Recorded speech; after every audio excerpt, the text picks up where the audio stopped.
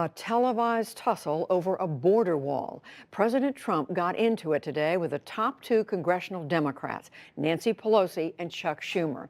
The fight may push the federal government closer to a shutdown later this month. Congressional correspondent Lisa Desjardins begins our coverage.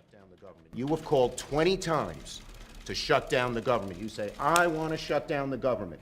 We don't. Welcome to divided government in the era of Trump. The president, as he has done before, opened a tense, high-stakes, and traditionally private meeting to the cameras.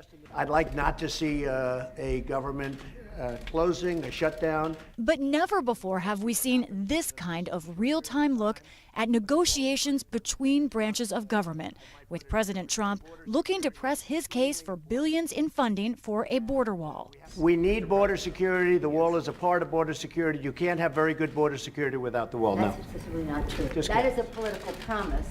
Border security is a way to effectively honor our responsibility. And the experts say you can do border security without a wall, which is wasteful and doesn't solve the problem. It totally solves the problem.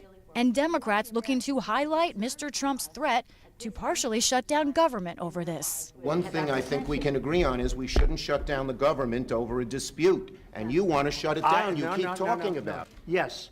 If we don't get what we want, one way or the other, whether it's through you, through a military, through anything you want to call, I will shut down the government. Okay, absolutely. fair enough. And I am proud, and I'll tell you what, disagree. I am proud to shut down the government for border security, Chuck, because the people of this country don't want criminals and people that have lots of problems and drugs pouring into our country. So I will take the mantle.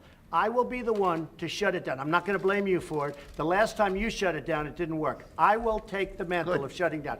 And I'm going to shut it down for border But we security. believe you shouldn't shut it down. Congress has a long to-do list before the December 21st deadline to pass more funding, but the most stubborn block on that goal is the president's demand for a wall along the U.S.-Mexico border. In the next spending bill, he wants $5 billion for the wall. Democrats currently are offering $1.3 billion, not for the wall, but for border security.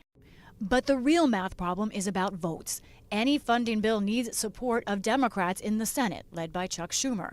But House Democratic leader Nancy Pelosi questioned if Mr. Trump's plan even has enough Republican support in the House. If I needed the votes for the wall in the House, I would have them in one session. It would be done. Go do it. It doesn't help because we need 10 Democrats in the Don't Senate. put it on the Senate. Put it on the negotiation. Okay, let me ask you this, and we're doing this in a very friendly manner. It doesn't help for me to take a vote in the House where I will win easily with the Republicans. You will not win. It doesn't help to take that vote because I'm not going to get the vote of the Senate. I need 10 senators. That's the problem. Mr. President, you have the White House, you have the Senate. I have the White House. The White House is done, and the House would give me the vote if I wanted it. But I can't because I need, Nancy, I need 10 votes from Chuck. All right, let me say something here. Let me just say one thing. The fact is, you do not have the votes in the House. Nancy, I do. And we need border security. Nancy, Nancy, we need border security. It's very simple. Of course we do. And the politics are even more complicated. As Democrats prepare to take over the House of Representatives, Pelosi is vying to be Speaker of the House, though she has yet to clearly clinch all the votes needed. President Trump seemed to nod to that, evoking fast response. I also know that, Nancy's in a situation where it's not easy for her to talk right now, and I understand that, and I fully understand that. We're going to have a good discussion, and we're going to see what happens. But we have to have border security. Mr. President, please don't characterize the strength that I bring to this meeting as the leader of the House Democrats who just won a big victory. Elections have consequences, Mr. President. While few Republicans echoed the president's shutdown push, they did charge that Democrats aren't serious about border security. Senate Majority Leader Mitch McConnell reacted. It would be truly bizarre for them to decide they'd prefer a partial government shutdown to reasonable funding for national security. It would signal that their party is more committed to political spite for the president than to the public interest. Good afternoon. We just had a meeting of which you saw the introduction to. Schumer and Pelosi reconvened outside the White House after their meeting. The bottom line is simple. The president made clear that he wants a shutdown. If he sticks to his position for a $5 billion wall, he will get no wall and he will get a shutdown. The shutdown would impact about a quarter of U.S. government agencies, including the State Department and USDA. It would mean the closure of national parks and forced time off for thousands of U.S. federal employees. And Lisa joins me now, along with our White House correspondent, Yamiche Alcindor. Hello to both of you. I think we've just been watching a White House meeting that went off the rails. Yamiche, how do you understand that the president was so willing to air his strong differences with Democrats in front of in public, the American people?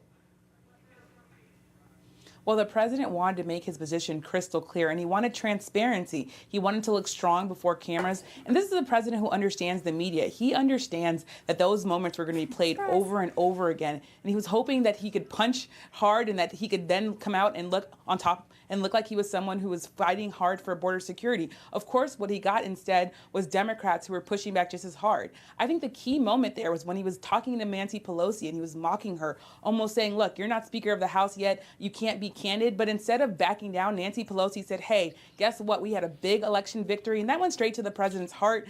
So I think the president is in some ways feeling a little wounded tonight as he thinks about how this covers, how this really affects his White House.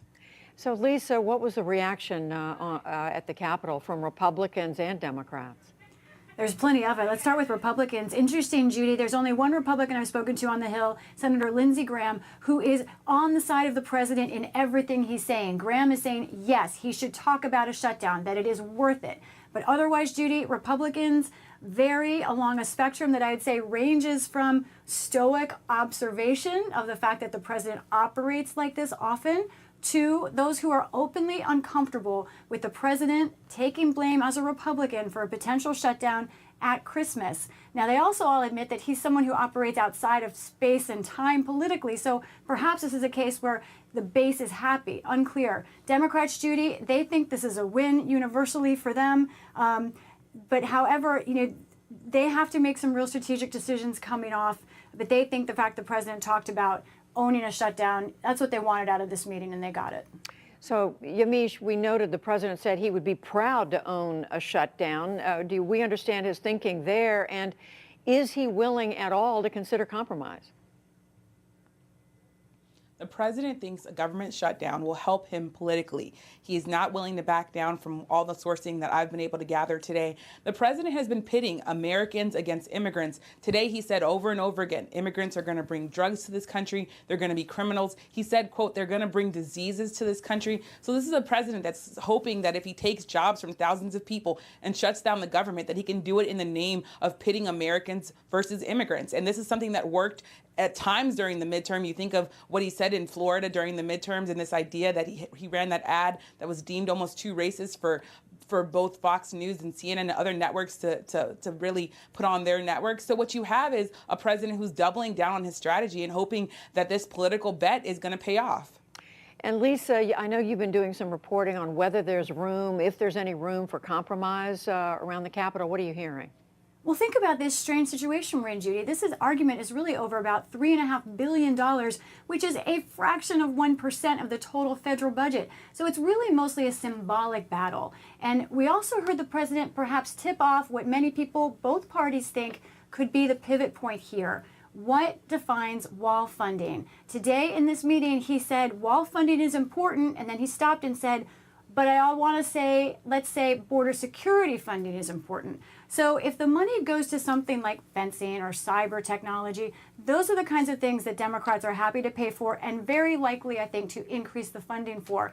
One more thing, Judy. One X factor next week, already members of Congress are leaving town for good. I spoke to one member who took her final vote today. So it's not clear who would even be voting on this bill. And I also think to the president's assertion that he has the votes to pass $5 billion in wall funding, it is not clear that he does, and Speaker Ryan himself would not directly say if Republicans have those votes in the House. So that's another problem for the president. Very interesting. And very quickly, we've only got about 30 seconds, Lisa. There was significant movement, an announcement today from the Senate Majority Leader Mitch McConnell that he is willing to put criminal justice reform up for a vote. Tell us just quickly what happened there. This could move very quickly. This is historic reform on criminal justice. It does deal some with sentencing. It is not as far as many Democrats would like to go, but it is farther than we've seen Congress go ever before. Expect it to move fast and expect us to talk a lot more about it on this show. All right, Lisa Desjardins and Yamiche Alcindor watching all these important things. Thank you all. Thank you both very much.